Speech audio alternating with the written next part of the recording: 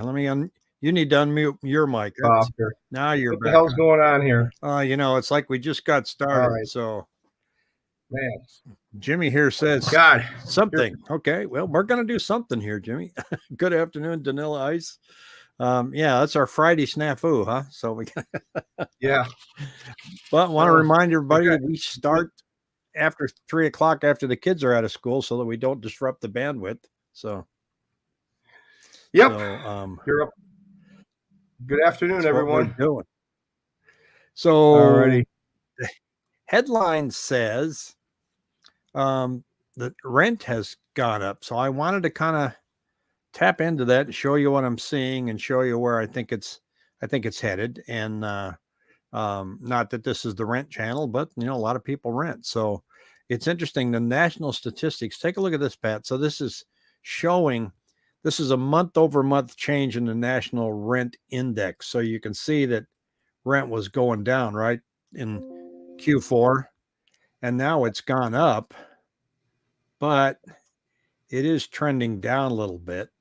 But the fact remains that at the first quarter, rent did not slide. And then so I looked at our rent here in Phoenix area, and we are back up at $1.35 per square foot. We were down at $1.32. We got down as low as 132 was the low, but that it's going in the wrong direction for people that are waiting for their rent to come down. Now, this isn't all rent.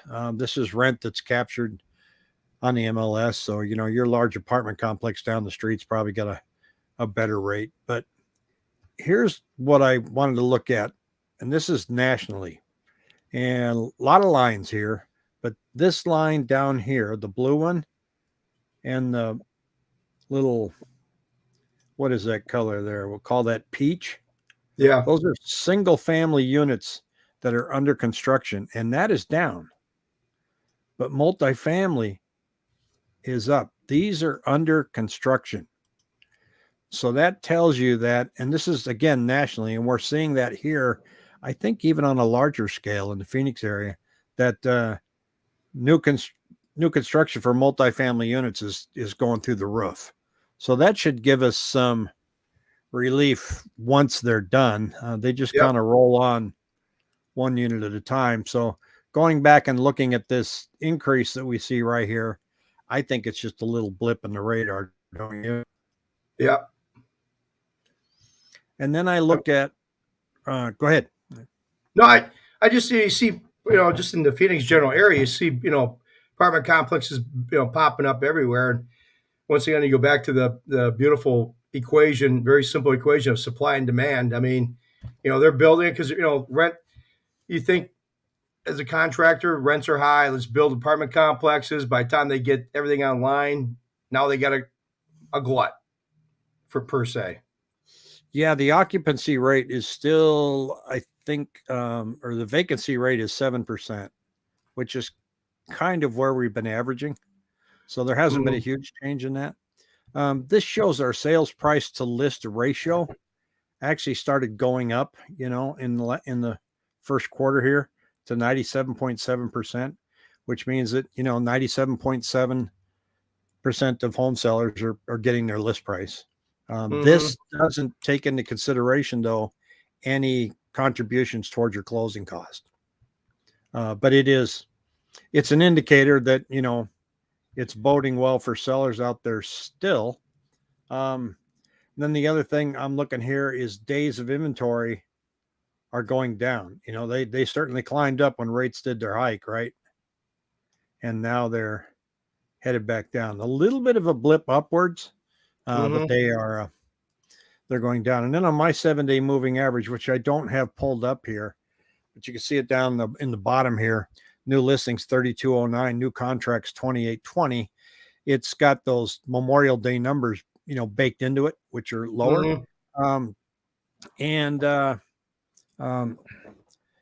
It's starting to turn back around. Now, Taller's got an interesting question here, and I haven't read about this. How about Maricopa County shutting down all new housing permits yesterday? I did not read anything on that. I didn't check out Arizona news this morning. Have you heard, Pat?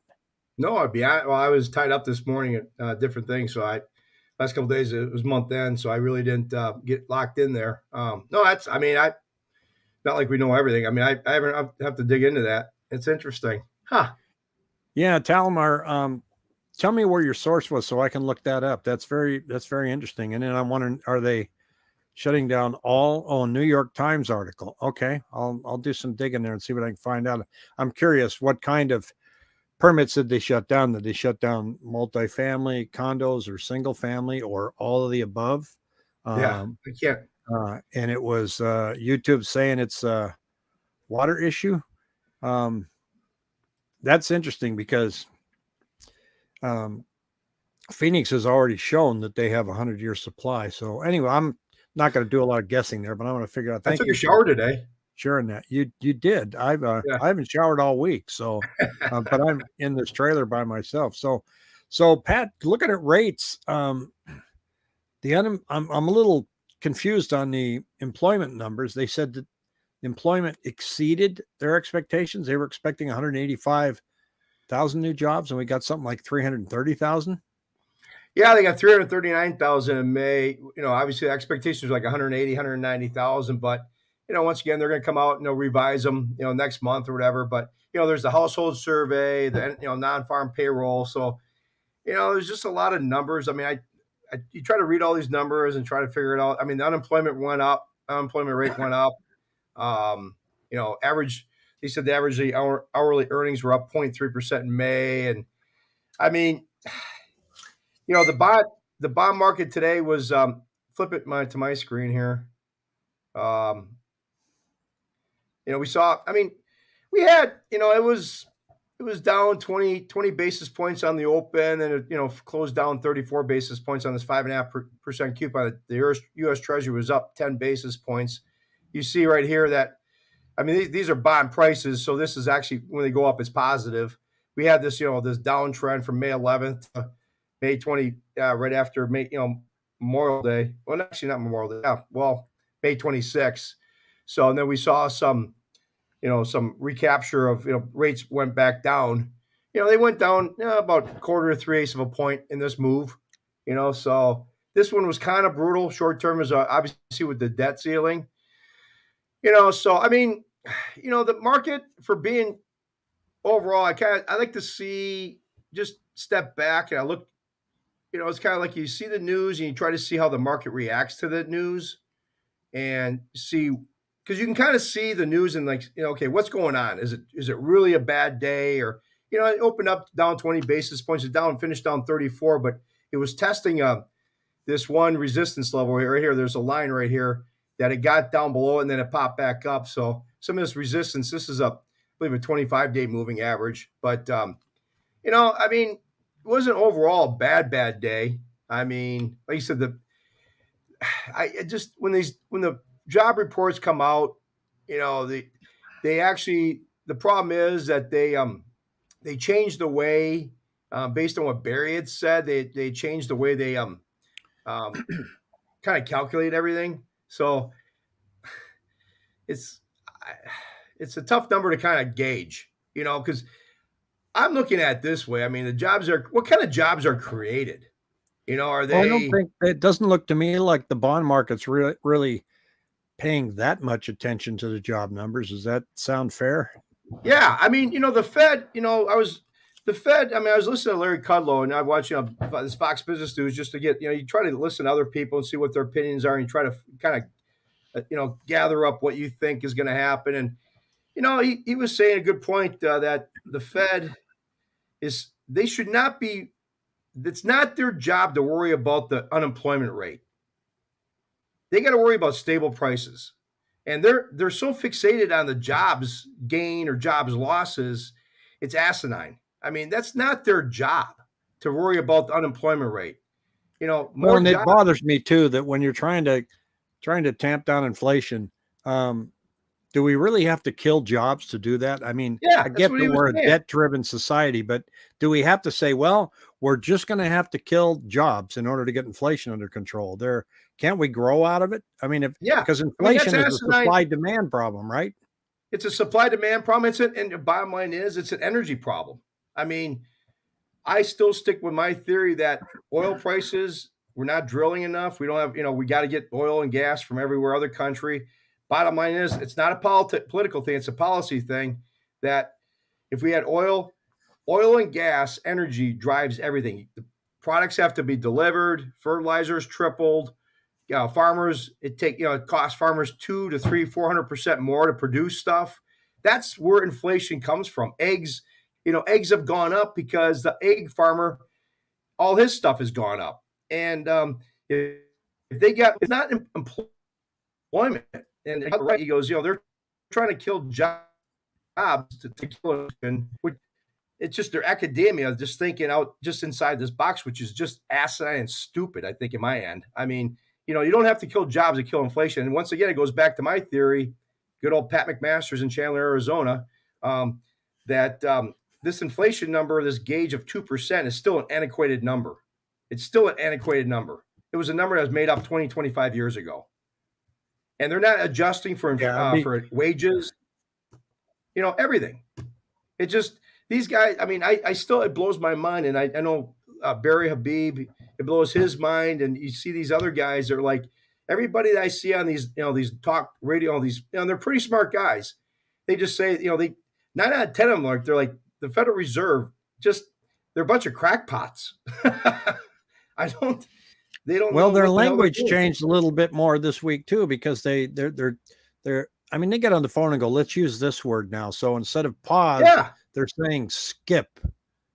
Yeah. So they get the same email. It's like, okay, everybody, don't use the word pause now. Let's use the word skip. In other words, we're not going to have a rate increase this time. Maybe we're going to skip it. And then when I looked at our debt ceiling, the agreement that they have now, they didn't raise the debt ceiling. They just paused it. In other words, we don't really have a debt ceiling now, which we never really did. I mean, I thought the whole thing was a joke, but it's weird. Keenan says it's a cult for sure. Oh, yeah. Good work if you can get it. But I think, I mean, again, we don't have much of a playbook on how we coil back from this much money that's been put in the circulation. So trying to correlate that to what's going on with real estate is hard. It's hard to say, well, historically, wait, we've never pumped this much money before, so we can't look at it. And YouTube says it's coordinated talking points for sure. Yeah, pretty much across the whole spectrum in media right now, I think. And what I pointed out on the show last night was this article from the UK that real estate prices have come way down in 7 key cities. And in the article said, and they continue to come down, when in fact, that's not true. But you got the headline, you got the first quarter of the article. Nobody ever reads all the way to the end. So that's why people like my friend said, I heard real estate's down 30%. Yeah. I go, wow, what are you reading? And the average person who's working 9 to 5, working 50, 60 hours a week, they read 1 or 2 articles before they buy a house, and they read something like, oh boy, I heard interest rates are doing this. So they read 1 or 2 articles, and it totally blows their perception of what they want to do. Well, what are you reading about applications right now? How much of an impact did going above 7% have on new mortgage apps? I don't know if he has it in this one here. I mean, they've been up and down a little bit. It has it's a small weekly impact. The people I'm talking to, I mean, they're just like Jackie had said the other day, that people are kind of settling into the mid to high 6s. I think if we get into low 7s, that's when people get a little itchy, which I would too. I mean, I don't blame them, but I think it seems like that initial shock that we had 7, 8, 9, 10 months ago is kind of worn off. It's I would like to stay in this zone for a while. I sound like a parrot, but I certainly don't want to see rates get down to the point where the market gets frothy again. Like in the low 5s or even high 4s. And it would really take some distressing economic news for the Fed to have to do that. So, and I know there's a lot of people saying, well, I'm going to wait until the recession hits and then real estate prices are going to be lower. That may not happen. If we end up with a recession, which we may be in one now, because remember that's always a lagging indicator, right? Mm-hmm. So they look and go, hey, guess what? Last quarter we were in a recession. So Yeah. if we do get a recession, and it looks like it's going to be pretty hard, which way do you think the central bank's going to go? Higher rates or lower rates? Oh, lower rates. And if they go lower rates, what's going to happen to real estate prices? They're Higher, gonna. Yeah. because we don't have any inventory. Now, Yep. so hoping for the recession to bring you lower prices might not be the right formula that you're hoping for. And of Yeah. course, hoping doesn't make it happen. But I mean, I get those I comments hope a for a lot. lot of stuff too in life. It doesn't happen. Yeah. Yeah, yeah, that's right. Yeah. Well, that'll be a whole nother show. But That's a whole new show. Yeah. yeah, it's a whole new show, whole new channel. We'll just get some soft music and we'll call it the Hope Channel. The Hope And channels, yeah, light candles, and but I mean, like I had a buddy of mine, it's a realtor, and he said he's got some some buyers that are on the fence, and he's like, well, I'm just going to wait till rates come down, and him and I went to the ball game last week, and he's like, rates come down, he goes, you're not going to have a chance to buy a home. Really, technically, right now, if rates are high, people are not looking. It's probably a better time because if you give yourself a chance to get in, probably 9 out of 10 chance that percent, 8 out of 9, 80, 90% chance you'll be able to refinance lower, you'll be in the house. I think that, yeah, it's just been a weird, this last couple of years since the COVID, pandemic, it's totally discombobulated every kind of economic model out there. yeah, Richard's here saying, why would someone not choose a new build versus an older house? They're gravitating towards the new builds like crazy. The problem is you got to drive to both ends of the valley to get the new builds because there just isn't a lot of room in places like, I mean, there's some new builds in Gilbert, very few in Chandler. They're almost out of buildable lots. Phoenix, you can forget it. So you got to go out to Buckeye, Queen Creek, Santan, and the town of Maricopa. But Maricopa's got that 2-lane road, so that has to be adjusted. But yeah, they are gravitating towards that. Now, Danila here did some research that said, did a Google search to attempt to find details about Maricopa County shutting down all new housing permits. I'd be curious to know where I can read more about it. I'm a little suspect because it's in the New York Times, but we'll take a look and see. And I only mean that because it's like, look what the UK said about the real estate market. So Yeah. New York Times might not get Maricopa right. Yeah. Every day we have high rates that damage the economy. They haven't said much of anything how long it will take to bring down inflation. They try to spit it out from time to time, but they don't tend. Yeah, they don't know. New builds taking a year to build. Jason, if you go in there and you want a new build, it's 9 months. If they haven't started it yet, but there's a lot more spec houses. The new builds communities, they stopped selling for just a short period of time to catch up so that they could offer more spec homes. So you can go in and pick your cabinets, your light fixtures, your flooring.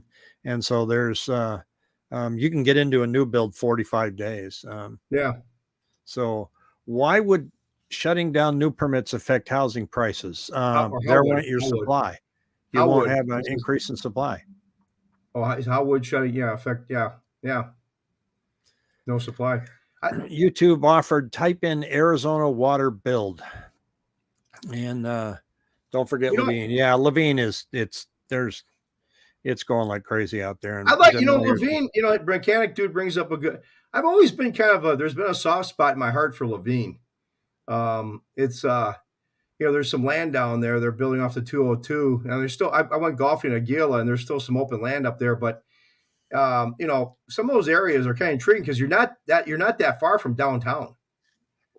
No, you're not. No. Yeah, I mean it's kind of a weird, interesting, funky area. You got some farms, and you got pigs, and you got goats, and you got $2 million home. It's just, and you got housing developments. That's a very intriguing area.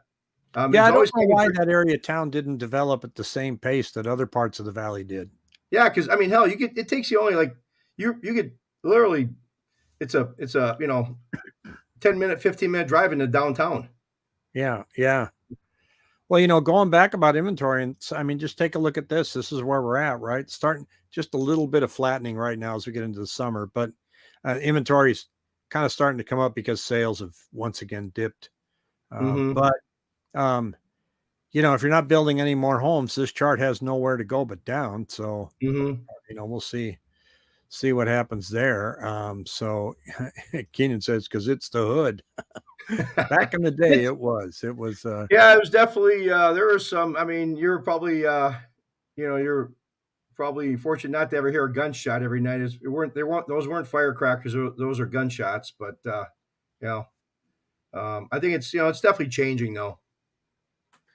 I speaking of New York, we had when I, we were trying to find a warehouse, and this particular area where the real estate guy came out from our real estate department from New York, and I think we were owned by Philip Morris at the time. They owned cigarette company, owned a baking company, right? Bread. So, um, and he just loved this place. And I said, well, look, a lot of our people go to work at 2 in the morning, and I'm just not jazzed about where this is located. Oh, but yeah, but Rick, the price. And I couldn't get him off of wanting to write a lease for this building because it was a great building, centrally located, could put everybody there and everything was great. And to my luck, the very next week, there was an article in the Phoenix newspaper with a map showing how many shootings took place in that direct area there over one weekend. And so I scanned it and I draw a circle and said depot here. And he goes, okay, you win. so, uh, so yeah, I came to Chandler when I first got here because I was doing a lot of commuting I don't live in Chandler now, but my office was in Chandler when I first got out to the valley, and I was really tired of commutes. I had a long commute in Los Angeles. It took me a minimum 45 minutes to an hour to get to the office, and I hated it. And and then in upstate New York, I was just doing a lot of driving. I was doing the whole Northeast. When I got out here, I had a chance to live in a brand new neighborhood and be in the office in 15 minutes. So, you had your hardships, like sometime you couldn't listen to, the whole song on the way to work. You know, the windows wouldn't quite, defog. yeah. But I was loving that. Just get on the road and I'm at the office. That was sweet. Oh I, yeah. I don't like long commutes anymore. So Yeah, I it live was in lovely. Chandler, and I'm in almost school in Elliott, and I'm 3 miles from downtown Gilbert, 3 miles from downtown Chandler, and I'm 12 minutes to the airport, 15 minutes to Scottsdale. It's a great area, but like I said, Laveen is kind of an interesting area. So it's been nice little pocket there. Yeah, it's gonna grow into something pretty nice. But we did have an article here. Jason here, not an article, but Jason says the pause on home building is not for homes that need groundwater. It is for homes that need groundwater, not public water sources. Hmm. So in other words, if they have to pull it out of the aquifers, or if they need a well. So I'll do some digging. I think that's an interesting one to follow up on. Yeah. The last water video I did actually showed some real progress here. That's kind of a well done moment being the amount of rain that we've had here. But Well, they said you know, Mormon Lake. Mormon Lake was full again or something. I guess it'd be a dry lake bed. I saw a picture of it. well, our reservoirs are all 98% of capacity, every one of them, and they're still letting water out of them. Yeah. And in fact, Lake Shasta in Northern Cal is now full. Yeah. So it's Pretty. just just Google Phoenix no longer issuing permits. Well, guess what I'm doing today when the show's over. So that I'd like to see. They may not be issuing any permits in Phoenix, but Might that doesn't mean Chandler. Maybe it's just metro. Proper Phoenix. well, I think the area where you're going to see where they've got this big development they're planning, which is out in Apache Junction, where Yeah, I it's off think it the was 60 there. D.R. Horton bought all this land. Yeah. And so when you look at the water studies, if homes are replacing farms, homes use less water than the farm. So it was easy for them to get the permits. but there's no farms out in Apache Junction. That's all desert. Yeah. So they're going to have to do a good job of finding and, and saying, okay, here's 100 years worth of water. I think they're going to struggle. And Yeah.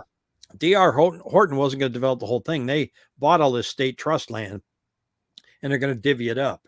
Oh, And I divvied think, up to different builders. yeah. So, but they won't be doing any divvying if there's no water. So, Yeah. that part of the valley, and we're probably talking 10 years out before you see anything happen there. So who knows? But, well, Pat, what's coming out next week? I don't know. There's not really anything coming on. Obviously, I think the next, really the Fed meeting is June 14th. I think that's kind of what the market will probably just jockeying around here in this range. I mean, we saw, like you said, it recovered nicely the last 4 or 5 days. But I mean, don't think there's anything crazy coming out next week. I'll double check and maybe report on Monday when we have, that one show, the interest rate show with me and you. No, I just think we're going to be waiting for the Feds, see what they say. Obviously, that's going to be the next round of jockeying going on. But I still think we're stuck in this range. My gut, just looking at the trading ranges, the way the rates have been trading, the bond has been trading, I see that the floor being, low 6 3, 6.5, the highs 7, 7.25. I think you're just going to see this muddling around. I don't see it breaking out of any huge ranges at all, if that makes any sense. Well, I'd just as soon it just stay in muddle for a while. So, Yeah. Well, YouTube's, we're in that range. I mean, nothing's really, we kind of, you and I joke like, what are we going to talk about? Because remember, we've always been kind of stuck in these ranges where nothing's kind of just moving along. Like, oh, here we go again. But until some crap hits the fan, the Feds start raising rates and bonds are down 80 basis points in one day, and I'm like, oh my God, But it's kind of just muddling along here, and like you said, I think the people are, that are buying homes. Shout out to Mandy and Jeff, 2 of our YouTube subscribers. I mean, we don't do this to get business. I mean, we appreciate I appreciate the business. I mean, you and I started this show just to try to get information out there. We didn't, you and I talked about, we're not going to have a call to action. Please call us for your mortgage needs or whatever. I mean, people can call us or check in, but you and I, personally, I just enjoy trying to get information out to people that they, because you read all this crap on the media, like that's wrong. Yeah, you're helping 2 of our subscribers get a house next week. So yep, yeah, and that's great. And then Jessica is helping in the East Valley, and Jackie and Ruby have been helping up in the Northwest Valley. And I appreciate the people reaching out to us. I mean, it means a lot to me when people say we trust you. And like I said, that's not my motive. I mean, if I didn't get one more deal going forward, I want to get information out. I enjoy, talking to you and you're great with the numbers. And I'm just trying to give people a sense of what rates are doing because, they don't really see on a daily basis what rates might be doing. And, like you said, I mean, they're great. All the people that we had worked with are just wonderful people, So, yeah, Jeff, congratulations. I think you're closing on Tuesday, and you've been working with Jackie on that home. I appreciate you trusting her guidance. She knows what she's doing. It's because I can't do much from up here right now, so you're in good hands, and so it's nice to know. So it's always fun too when I get the phone calls. Everybody says the same thing. Wow, you sound just like you do on YouTube. I'm like, well, yeah, that happens. No, they're good. Everybody's. I mean, I enjoy interacting with people. I try to, I'm not always right. I try to be. I try to give people a sense of what's going on because, like you said, I just try to speak from the heart. Sometimes the Pat-isms, but I like to have fun and but it's really it's gratifying because to get people get a new home, it's you're changing their lives, it's really cool. Yeah, that can be a lot of fun. It's this YouTube channel's been a fun journey. I mean, I get beat up from time to time, but it just kind of comes with the territory, and you just kind of, well, here's the numbers. I don't know what else to tell you. We know what the inventory number you got. I didn't make it up. Yeah. So I like, and I love bashing the Fed. I mean, because I just think these guys are just kind of, it's. I've been in finance for 36 years, and I just my work and my experiences showed me that you could be an expert on MSNBC. You could be this guy, and they're just as wrong as anybody else some days. So I'm trying. I read and listen. I talk to these people. I talk to clients. I talk to other mortgage people, and I just try to put kind of a consensus in my own mind what the heck is going on. that's what we So have to do. I saw an interesting thing. It was on a post today, and it was by if you don't like me, fire me. yeah, Uh, you know who I'm talking about. yeah, God, why is his name? Anyway, he made a comment about these companies that say this advertising. He called it lie number two. Russell Shaw. He Russell called it Shaw. lie number two. He goes, "We have the buyers." Look, the, the multiple listing service is built to have cooperation amongst agents. Cooperation, not exclusivity. In other words, we have the buyers. No, you don't. The No, buyers show up with listing agents sharing all of their data through the multiple listing service to all buyers and to all other agents. So trying to be exclusive and say, I have the buyers. In fact, I have my own proprietary website where you can go. And I think one of the iBuyers is trying to do that. Then you're not going to get $40,000 to $50,000 more for your house because you've limited your audience. And when you do that, you're not going to get your top price, because it's like saying, I have an open house, but only 5 people can view it. yeah, yeah, So it's it's true.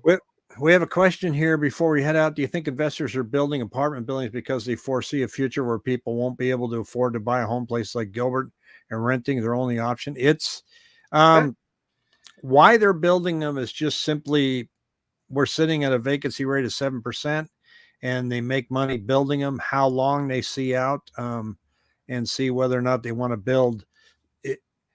They're having an easy time keeping them full, so they're going to keep building them until that that dynamic changes, because there's a lot of people moving here. They look at all the data, how many people are moving here. Of the people that move here, how many of them rent? But most people that move here, a lot of people that move here, rent for a year or two to figure out where they want to buy. So mm-hmm. there's always a demand for a rental. The builders were pulling back for a reason, because they don't want to get stung again. So Yep, they pulled back. They're getting back in now, but they're in with 1 foot. They're not in with 2 feet. yep. And Well, so what they did back in '08, when they built a bunch of apartment complexes, when they couldn't sell them, they just convert them to condos. They did well, condo I've seen, conversions. but I saw that change once before too. Let people know there's a weird Arizona law out there that if 75% of the owners of your condominium complex vote to sell the entire complex, you have to sell. Yeah, So I had a client, he bought a place for $54,000 up on Thomas Avenue, Thomas Road.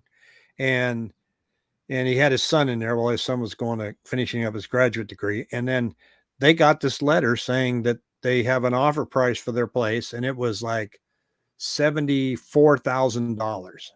And he had no choice, and he was really upset. He was talking about one of the neighbors. He goes, she put $15,000 into her place and she's not going to get it. This isn't fair. And I said, well, but they can do that because there was such a high percentage of non-owner occupants that owned the places, and they owned mm-hmm. them in groups. Like they owned these five. So they all got together and converted it to an apartment complex. Mm. And they can do that. And you have no choice. You have to take it. Yeah. Well, that's And the he thing. was upset. And I said, well, can we do some math here? I said, you're getting a 52% return on your money in 2 years. I'd take it and run. And he goes, Yeah. oh, yeah. Well, that's the thing Go that get what another people one. aren't. What people understand when when you and I talk, we talked about a buyer, somebody that's looking at like, oh, I got this client that's looking at condos. The hair on the back of my neck goes up because that's where condos have so many regulations. From a lending standpoint, they got to be a certain percentage of non-owner. You can only be a certain percentage of non-owner.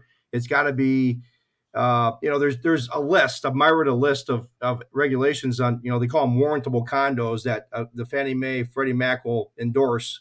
They call them. There's non-warrantable means it doesn't fit the box. It's something's up. Yeah, we Then you can't got finance. lawsuits. you got HOA lawsuits. They got to have reserves. So when you buy a condo, you got to step very carefully before you walk into a condo, because it's not like a single family residence.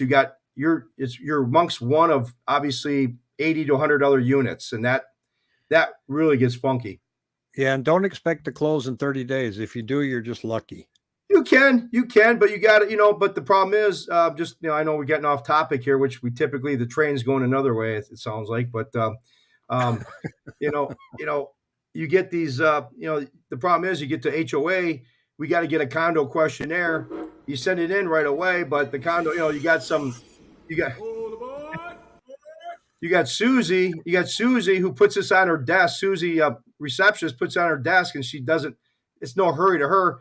She gets to it 3 weeks later, and you're like a week before closing, and you're like, oh crap, the HOA came back. Now we got this, and this issue, So it's just, you have to step very carefully on the condo area.